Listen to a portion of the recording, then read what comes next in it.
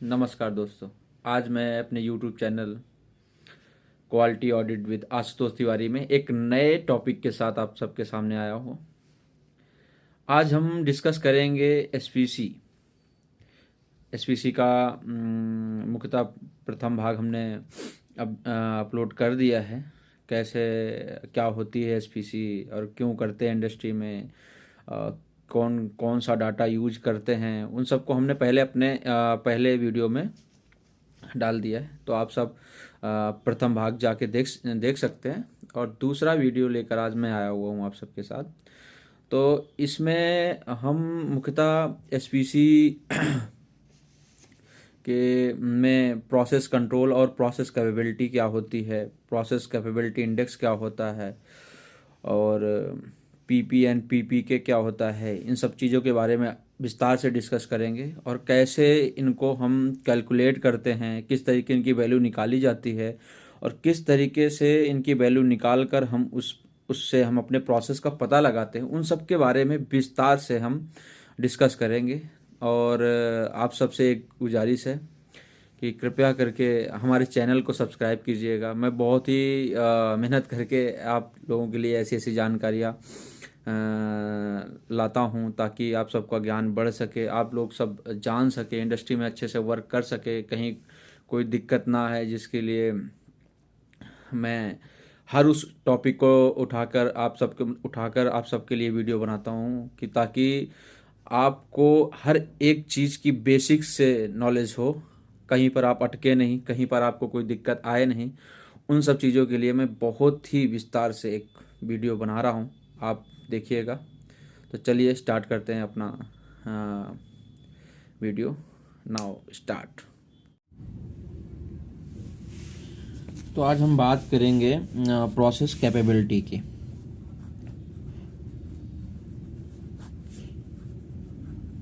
Capability ये क्या होता है?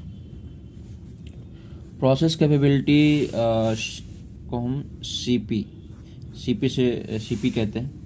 और ये होता क्या है? बेसिकली इसमें हम ये कह सकते हैं प्रोसेस कैपेबिलिटी हमारा, इसका मतलब ये होता है कि जब हमारा प्रोसेस रनिंग पे चल रहा है, जब हमारा मैन्युफैक्चरिंग प्रोसेस रनिंग में चल रहा है, तो उस समय जो हमारी कस्टमर की डिमांड होती है, ये हमारे ध्यान में होती है कि हमारी कस्टमर की क्या स्पेसिफिक लिमिट है, उसके अंतर्गत हम उसके अंदर ही अपने प्रोसेस को रन करा रहे हैं कि नहीं। तो जो अगर हमारा प्रोसेस उस कस्टमर की डिमांड को पूरा करने में कैपेबल है, तो उसी चीज़ को हम प्रोसेस कैपेबिलिटी कहते हैं। मतलब अगर हमारे जो हमारी लिमिट्स है कस्टमर की तरफ से दी गई है, उन लिमिट्स को हमारा प्रोसेस फुलफिल कर रहा है, उनके अंदर चल रहा है, तो इसका मतलब है कि हमारा प्रोसेस कैपेबल है। मतलब हमारा प्रोसेस अच्छे से रन कर रहा है, सही से चल रहा है, प्रोसेस में कोई दिक्कत नहीं है। इसी चीज़ को हम प्रोसेस कैपेबिलिटी कहते हैं। अगर हम प्रोसेस कैपेबिलिटी की बात करें तो process capability is a statistical measurement of process ability to produce parts within specified limits on consist basis. मतलब कंसिस्टेंसी होनी चाहिए। ये ना हो कि कभी बढ़ रहा है, कभी घट रहा है, कभी बढ़ रहा है, कभी घट रहा है, कभी बढ़ रहा है, कभी घट रहा है। ये चीज़ हमारे प्रोसेस में नहीं होनी चाहिए। तो अगर बढ़ घट रहा है तो मतलब इसका मतलब है कि हमारा प्रोसेस कैपेबल नहीं है। उसमें फिर कुछ वेरिएशंस आ जाते हैं जिनको हम कॉमन कॉज अगर उन कॉमन दो तरीके के वेरिएशन हमारे प्रोसेस में होते हैं। ये common cause variation and second special cause variation. अब हम बात करें अगर कॉमन कॉज वेरिएशन हमारे क्या होते हैं। कॉमन कॉज वेरिएशन की बात करते हैं अगर, तो कॉमन कॉज वेरिएशन होते हैं कि हमारी अगर प्रोडक्ट की डिज़ाइन भी बहुत पुअर है, तो हमारे प्रोसेस में ये वेरिएशन ज़रूर होगा। अगर दूसरी बात करें इसमें, अगर प्रोसेस की भी डिज़ाइन अगर हमारी सही नहीं है, तो हमारा कॉमन कॉज वेरिएशन हमारे प्रोसेस में ज़रूर होगा। बात करते हैं अगर हमारा जैसे कि कॉमन मतलब पुअर प्रोसेस हो गया, पुअर प्रोसेस डिज़ाइन हो गई, सॉरी पुअर प्रोडक्ट डिज़ाइन हो गई, इसको हम काट देते हैं, पुअर प्रोडक्ट कर देते हैं इसको। पुअर प्रोडक्ट डिज़ाइन हो गई, पुअर प्रोसेस डिज़ाइन हो गई। अगर हमने अनट्रेंड ऑपरेटर यूज किया हुआ, अनट्रेंड ऑपरेटर के थ्रू अपने प्रोसेस को रन करा रहे हैं, तो भी हमें ये दिक्कत आएगी।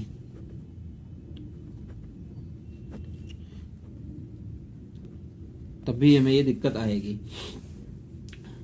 और एक चीज़ और इसमें हम बात करते हैं कि अनसुटेबल मशीन, अगर मशीन में भी हमारी गड़बड़ है तो भी हमारे प्रोसेस में कॉमन काज वेरिएशन मौजूद होगा। इसके लिए हमको सबसे पहले इन चीज़ों पे ध्यान देना होता है। इनको हम मैनेजमेंट के थ्रू इन कॉजेज़ को हम ख़त्म कर देते हैं। अगर हमारे प्रोसेस में स्पेशल कॉज है तो ये होते हैं अनएक्सपेक्टेड, मतलब ये अचानक से आते हैं, ये कोई हमें पता नहीं होता कि हमने किसको क्या किया। इसमें अचानक से कभी कोई पार्ट या लाइट या कुछ भी पावर इसकी थ्रू जो अचानक से हमारे उसमें प्रोसेस में वेरिएशन, तो वो क्या करते हैं, वो वेरिएशन को काफ़ी बढ़ा देते हैं। उसमें क्या होता है, हमारा प्रोसेस टाइम टू टाइम एक जैसा नहीं दिखेगा। वो कभी ऊपर तो कभी नीचे, कभी ऊपर तो कभी यहाँ, तो मतलब ऐसे चलेगा। कुछ ऐसा बता के हम आपको प्रोसेस बताते हैं। मान लो ये है एक प्रोसेस हमारा, ये एक प्रोसेस चला, ये चला। अब इसके बाद हम थोड़ी देर टाइम बाद फिर इसको जज करते हैं, तो ये ऐसा नहीं होगा, ये कुछ आगे पीछे या बढ़ेगा या घटेगा ऐसा करके, या मतलब मान लो कि इसका स्प्रेड ये बराबर में नहीं चलेगा, ये कभी बढ़ेगा ऐसे तो कभी घटेगा, एक तरफ बढ़ेगा तो कभी एक तरफ घटेगा, ऐसे करके चलेगा टाइम टू टाइम, टाइम के उसमें। तो अगर हमारे प्रोसेस में स्पेशल काज वेरिएशन उपलब्ध हैं तो हमारा प्रोसेस कभी भी स्टेबल नहीं हो सकता। लेकिन अगर हमारे प्रोसेस में कॉमन काज हैं तो प्रोसेस तो स्टेबल होगा और उसका कंट्रोल में भी होगा। जबकि हमारे स्पेशल काज में क्या होता है, वो कभी भी कंट्रोल में नहीं रहेगा, कभी ये कंट्रोल में नहीं रहेगा, ठीक है, और ये स्टेबल भी नहीं रहेगा, ठीक है। और इसका एक चीज़ और है, मतलब अगर हम स्पेशल काज की बात करें तो हमारा जो आउटपुट होगा कभी भी प्रेडिक्टेबल नहीं होगा, प्रेडिक्टेबल नहीं होगा। जबकि ये हम अगर कॉमन कॉज की बात करें, इसमें हमेशा हमारा आउटपुट प्रेडिक्टेबल होगा, हमें पता होगा कि कैसा हमारा प्रोडक्ट आएगा, कैसा है, तो ये प्रेडिक्टेबल होता है, ठीक है। और दूसरी बात अगर हम करते हैं अब प्रोसेस कैपेबिलिटी की, तो हमने आपको पहले ये तो समझा दिया कि हमारे प्रोसेस में किस तरीके के वेरिएशंस आते हैं। कॉमन काज वेरिएशन होते हैं, स्पेशल काज वेरिएशन, ये किस तरीके के होते हैं ये भी हमने आपको समझा दिया। ये टाइम टू टाइम एक जैसे ही दिखेंगे, जबकि इसमें अलग अलग चीज़ें आएंगी आपको देखने को मिलेंगी। तो वो ये कॉज जो है, ये अगर हमारे प्रोसेस में है तो हमें तुरंत एक्शन लेना होता है, उस पर डिले नहीं कर सकते। अब बात करते हैं हम प्रोसेस कैपेबिलिटी की। प्रोसेस कैपेबिलिटी आपको हमने बता ही दिया कि हमारा प्रोसेस कितना कैपेबल है कस्टमर की डिमांड को पूरा करने में, उस चीज़ को हम प्रोसेस कैपेबिलिटी कहते हैं। अब इस पे बात करते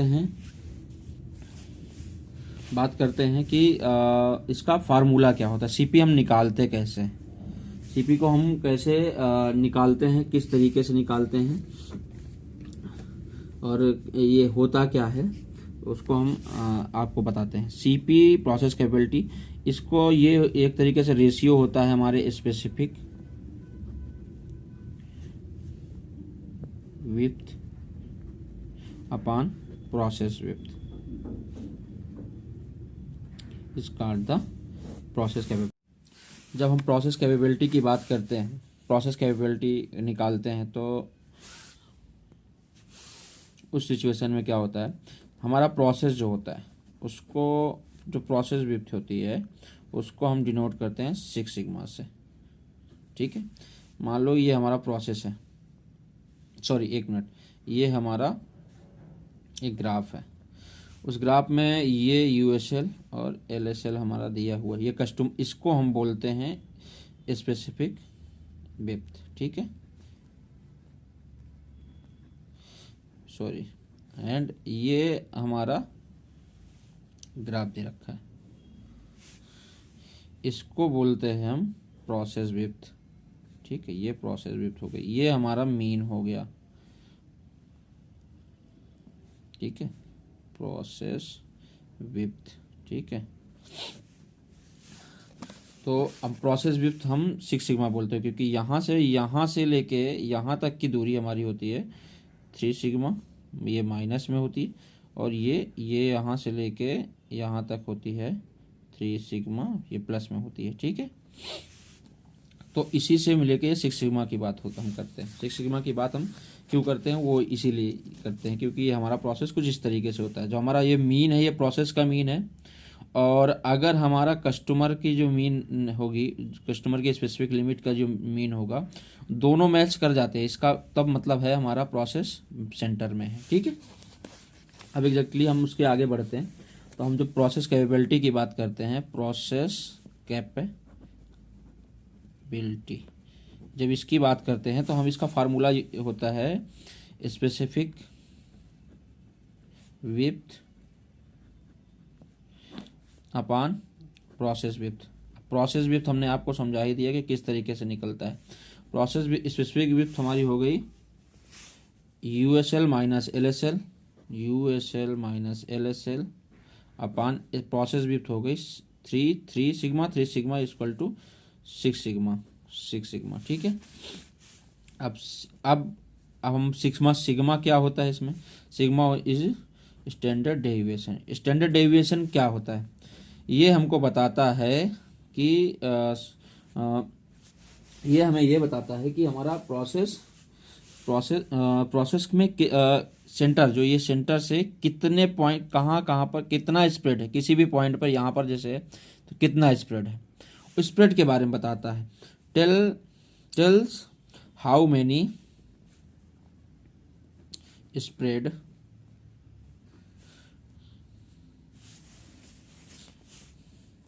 between the every point with respect to mean, okay, ये हमने आपको बता दिया। अच्छा, इसकी वैल्यू कैसे निकालते हैं, सिग्मा बराबर होता है R अपान D2, ठीक है। अब ये are bar upon D2, are बार क्या होता है, आर होता है हमारा रेंज का एवरेज, सॉरी इसको लिख दो एवरेज ऑफ रेंज, ठीक है। और हमारा D2 होता है, अगर 5 सैंपल के लिए बात करें तो 5 सैंपल के लिए फॉर 5 सैंपल तो ये होता है 2.33, ओके। तो इन वैल्यू के थ्रू हम अपना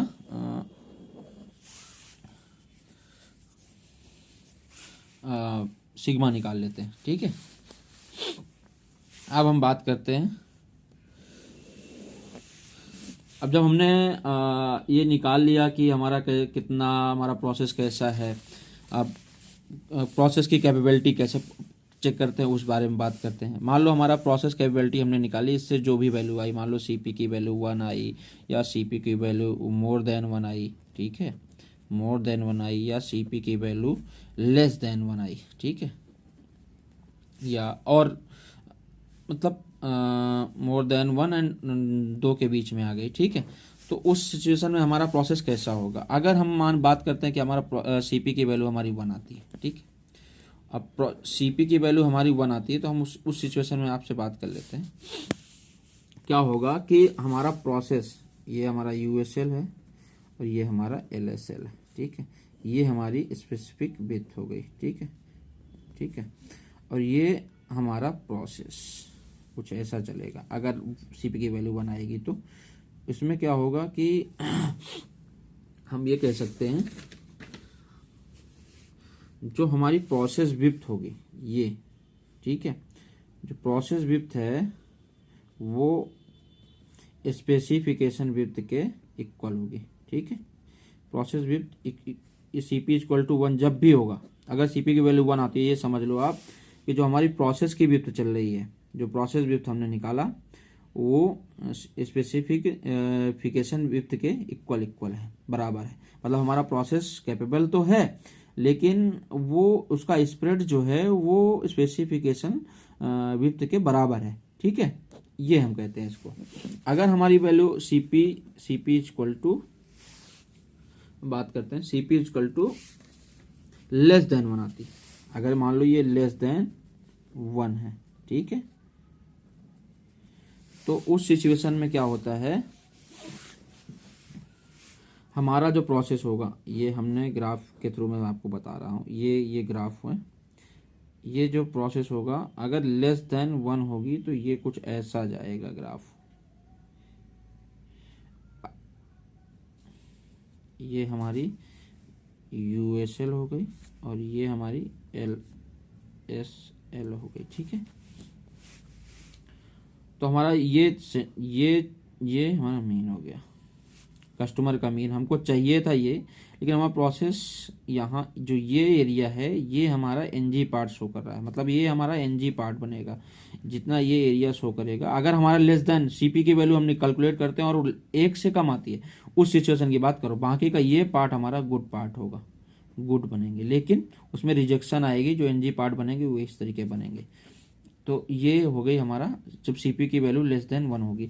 तो हमेशा इस चीज़ का ध्यान रखना, हमारी CP की वैल्यू कभी 1 से कम जाती है तो हमें तुरंत अपने प्रोसेस पे ध्यान देना है। अगर हमारी CP की वैल्यू मोर देन 1 है, ठीक है, तो हमारा प्रोसेस हमेशा अच्छा होगा, ठीक है, प्रोसेस इज गुड।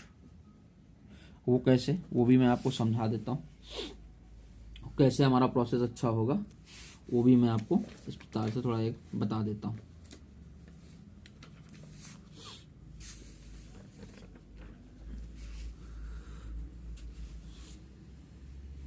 जितना ज़्यादा CP की वैल्यू होगी 1 से, उतना ही ये हमारा प्रोसेस हो गया, ठीक है, वो प्रोसेस सेंटर की तरफ होगा, ठीक है, ये LSL और USL, तो हमारा प्रोसेस कुछ ऐसा होगा।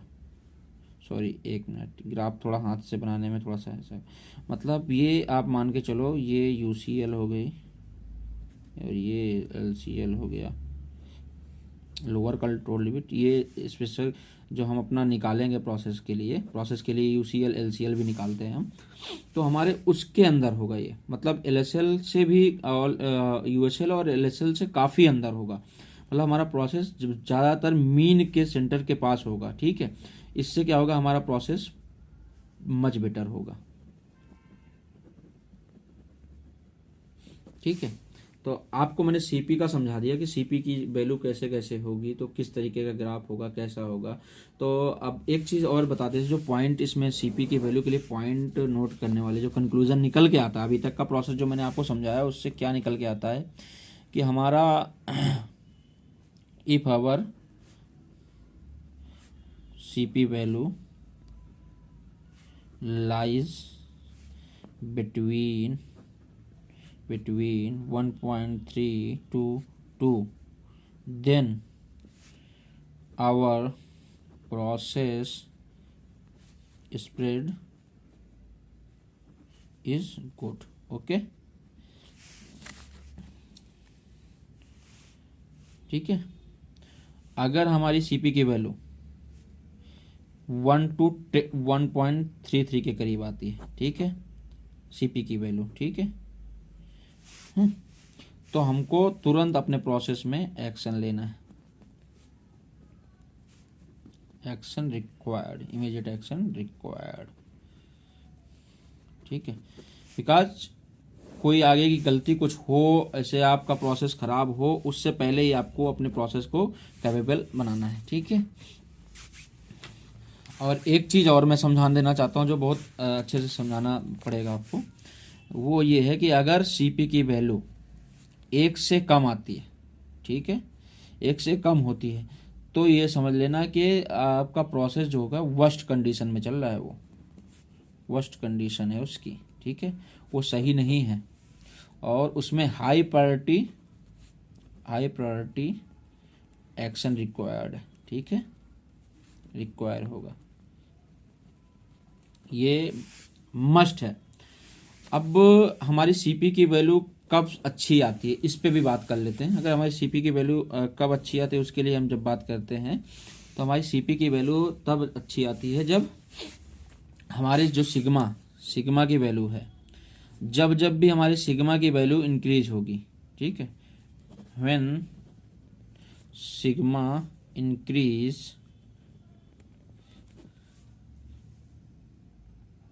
देन, मतलब अगर प्रोसेस का सिग्मा हमारा इंक्रीज होगा, देन सिग्मा का जो लेवल होगा, इस सिग्मा लेवल मैं आगे आपको समझाऊंगा, सिग्मा लेवल डिक्रीज, ठीक है। अगर आपका सिग्मा लेवल डिक्रीज होता है, जो 6 सिग्मा की बात हम करते हैं, 6 सिग्मा हमारा प्रोसेस जो होता है यहाँ से यहाँ तक 6 सिग्मा की, जैसे अगर हमारा जैसे सिग्मा की वैल्यू हमारी इंक्रीज होना शुरू हो जाएगी, सिग्मा की वैल्यू हम कैलकुलेट करते हैं, अगर हमारी ज़्यादा आती है, ठीक है, तो हमारा प्रोसेस को सिग्मा लेवल मतलब रिजेक्शन लेवल बढ़ जाएगी, रिजेक्शन आपके प्रोसेस में ज़्यादा हो जाएगी, ठीक है, रिजेक्शन विल इंक्रीज, ओके, बढ़ जाएगी। तो इस चीज़ का ध्यान रखना है, अगर हमारी सिग्मा की वैल्यू जितनी कम होगी, जितना कम होगी उतना ही हमारा सिग्मा लेवल मतलब बढ़ जाएगा, ठीक है। जितना अच्छा सिग्मा लेवल होगा प्रोसेस का, उतना ही अच्छा हमारा प्रोसेस होगा और हमारी रिजेक्शन कम होगी, ओके। तो अब हम बात करते हैं CPK की। हमने आपको सीपी समझा दिया, सीपी क्या होता है, क्यों होता है, क्या है, कैसे किस तरीके से इसकी वैल्यू होती है और क्या होता है, ये भी मैंने बड़े अच्छे से समझाया आपको।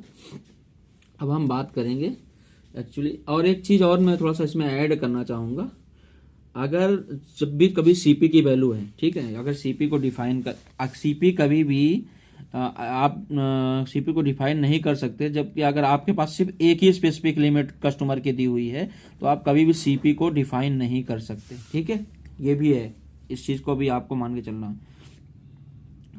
ठीक है। और हमने आपको भी एक चीज़ और बताई, जो सीपी को की वैल्यू को कम है, तो आपको उसको इम्प्रूव करने के लिए, जब भी अगर सीपी की वैल्यू हमारी कम आती है तो आपको अगर मान लो सीपी की वैल्यू हमारी मोर लेस देन 1 आती है, ठीक है, 1, तो इसके लिए हमें क्या करना, हमको अपने सिग्मा लेवल पे, सिग्मा पे काम करना पड़ेगा। अगर हम अपने सिग्मा को कम करेंगे, सिग्मा के वैल्यू को कम करेंगे, सिग्मा मतलब उसमें कम करेंगे, तो हमारा सीपी अपने आप अच्छी आएगी, ठीक है, बिल गुड, ओके। तो अब ये हो गया। हमेशा जो हम सीपी की बात भी करते हैं, वो सीपी सिर्फ ये हमें सीपी सिर्फ प्रोसेस वेरिएशन के बारे में बताता है, हमारा ये नहीं बताता कि स्प्रेड के बारे में बताता है, कितना स्प्रेड है होगा प्रोसेस में, ये कभी नहीं बताता कि इसमें प्रोसेस कितना सेंटर होगा, ठीक है, ओके। अब हम बात करते हैं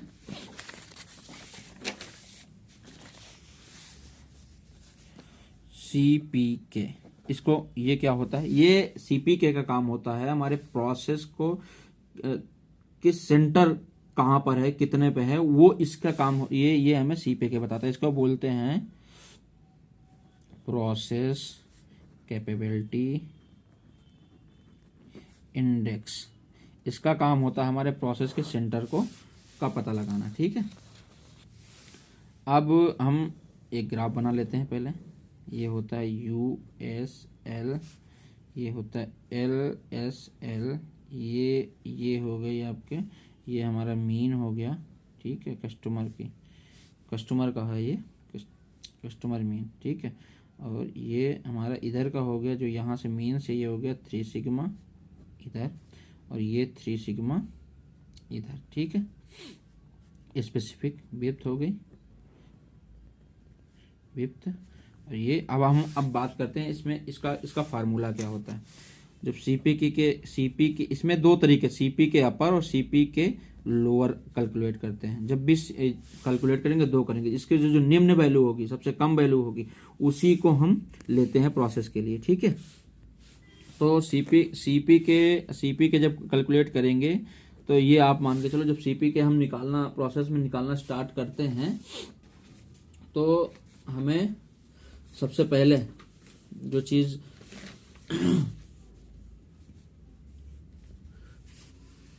एक मिनट, जब CPK की वैल्यू हम निकालते हैं, तो आपको हम बड़े ये समझाना चाहते हैं, CPK मतलब हम पहले यहाँ से चलते हैं, यूएसएल माइनस मीन, ठीक है। तो यूएसएल माइनस एक्स डबल बार अपान, अब इसके बीच का क्या है प्रोसेस, 3 सिग्मा, ठीक है, ठीक है। और जब सीपी के लोअर की बात करते हैं तो आप फिर यहाँ से ले लेंगे, इसको लेंगे एक्स बार से। अब यहाँ से एक्स बार है, एक्स बार डबल बार माइनस एल एस एल अपान 3 सिग्मा। तो ये फार्मूला होता है हमारा सीपी के अपर और सीपी के लोअर निकालने के लिए। अब इन दोनों की जो value select only minimum value in between, ठीक है, इन दोनों के बीच में, ठीक है। अब हम आगे आते हैं। अब ये हमने सीपी के निकालना सीपी के निकालना बता दिया, क्यों कहाँ से निकलता है वो भी बता दिया। अब इसके आगे हम बात करते हैं, जब हम कैलकुलेट कर लेंगे सीपी के वैल्यू कैलकुलेट करके लाएंगे तो कितनी वैल्यू, अगर सीपी की वैल्यू मतलब मान लो हमारी 1 आती है,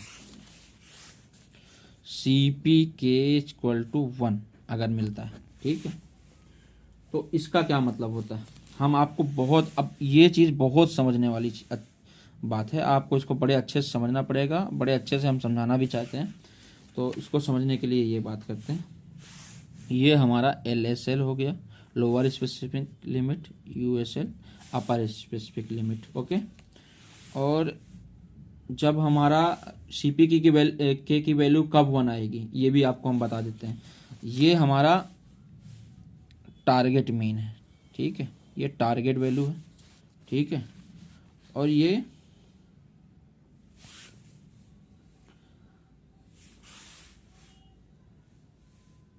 और जो प्रोसेस का मीन मतलब हमारा टारगेट मीन जो हमारा टारगेट का मीन है और इक्वल टू प्रोसेस मीन अगर आता है तो, ठीक, प्रोसेस का मीन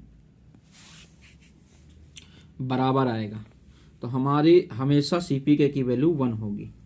तो उस समय सिचुएशन में हमारा प्रोसेस कैसा होगा, ये यहाँ से ऐसे गया, ऐसे आया, ऐसे के इसके अंदर आ गया, ठीक है, मतलब 3 सिग्मा इधर, ये मीन और इधर -3 सिग्मा, ठीक है।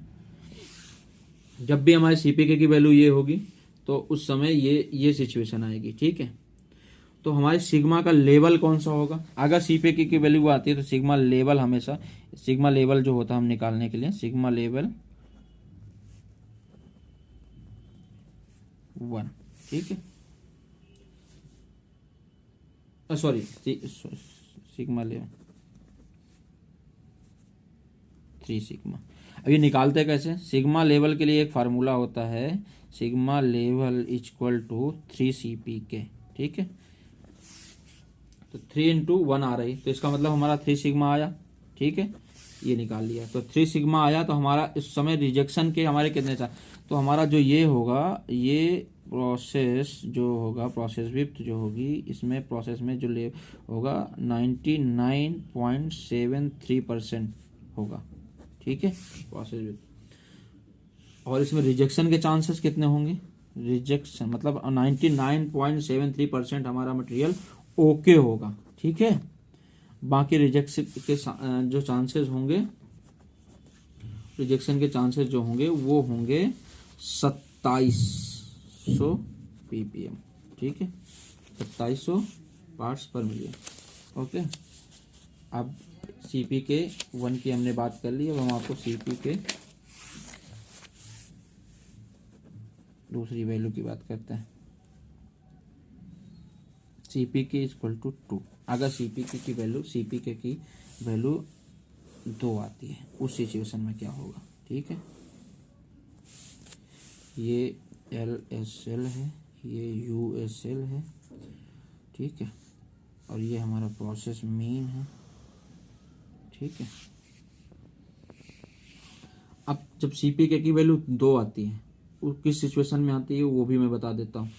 आपका प्रोसेस काफ़ी ज़्यादा सेंटर होगा, ठीक है, बहुत अच्छा होगा, काफ़ी ज़्यादा सेंटर होगा, सेंटर के करीब होगा, ठीक है, मतलब 99.999% मटेरियल आपका गुड होगा, ठीक, 99.998 100% मटेरियल गुड होगा।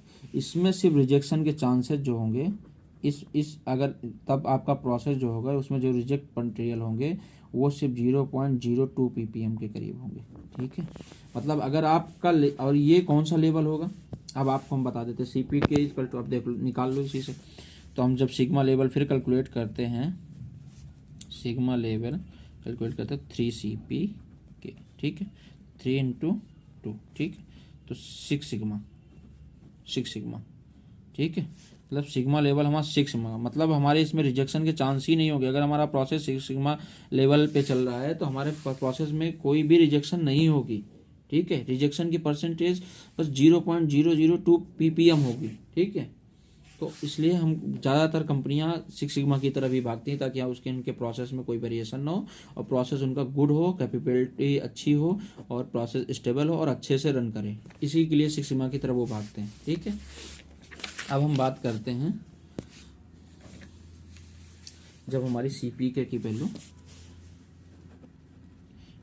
1.5 हो। ठीक है, अब 1.5 हो, ठीक है, और CP की वैल्यू मान लो CP की वैल्यू हमारे 2 हो। ठीक है, अब CP की वैल्यू 2 हो मतलब प्रोसेस तो कैपेबल है, ये 100% श्योर है। लेकिन इसमें ये जरूरी नहीं है प्रोसेस कैपेबल है, CP ये है आपका, इसमें लेवल कैसे आएगा वो भी मैं बता देता हूँ ना। प्रोसेस अच्छा है, गुड है, बढ़िया से रन कर रहा है, अच्छी चीज़ें हैं, सब कुछ है उसमें भी, तो थोड़ा सा वो भी आपको समझा देता हूँ। मान लो कि ये CP की वैल्यू हमारी 2 है, तो हम एक बार आते हैं, ये हमारा सेंटर हो गया, ये टारगेट सेंटर, टारगेट मीन। ठीक है, और हमारा जो प्रोसेस का मीन आता है वो ये है। ठीक है, ये प्रोसेस मीन हो गया। ठीक है, अब ये हमारा प्रोसेस मीन शिफ्ट हो रहा है किधर की तरफ, USL। ये जरूरी नहीं है इधर की तरफ भी हो सकता है, LSL की तरफ भी हो सकता है, कोई ये जरूरी नहीं, इधर भी हो सकता है, इधर भी हो सकता है। ठीक है, ये कोई इसका ये नहीं कह सकते कि नहीं इधर ही होगा या इधर ही होगा, जिधर किस वैल्यू जिधर भी किसी के करीब आ रही। तो टारगेट मीन ये में थोड़ा सा प्रोसेस हमारा शिफ्ट हो रहा है, 1.5 जब भी आएगी तो थोड़ा प्रोसेस शिफ्ट होगा। शिफ्ट होने की कंडीशन में क्या होगा, थोड़ा सा शिफ्ट होने का जब 1.5 होगा तो ये इस सिचुएशन में हमारा प्रोसेस 5 सिग्मा पे काम वर्क कर रहा होगा। ठीक है, हमारा इसमें मटेरियल जो हमारा ओके मटेरियल होगा 99.99% होगा।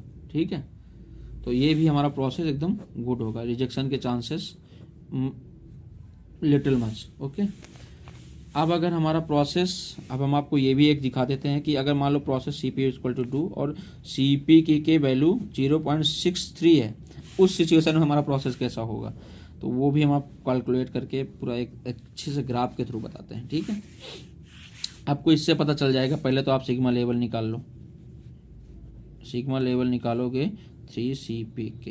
ठीक है, तो 3 इंटू 0.6 ये %। ठीक है, अराउंड ये आपका लेवल आएगा जाके अराउंड 2। ठीक है, 2 लेवल। इसमें आपको ये पता चल जाएगा LSL और USL। इस सिचुएशन में क्या होगा, आपका जो प्रोसेस का मेन टारगेट वैल्यू है उससे उसका प्रोसेस जो है ना, हमारे प्रोसेस का जो मेन होगा वो शिफ्ट हो जाएगा किसी एक तरफ बाहर, चाहे LSL की तरफ चाहे USL की तरफ। उस सिचुएशन में हमारा प्रोसेस कुछ ऐसा जाएगा, ऐसे, मतलब टारगेट वैल्यू से काफ़ी इधर आ चुका। तो ये तो यहाँ तक तो सारे पार्ट ओके होंगे, लेकिन जो ये बाहर जा रहे हैं ये पार्ट हमारे NG बनेंगे। इसीलिए हमारी CP की वैल्यू भी 1 से कम नहीं आनी चाहिए।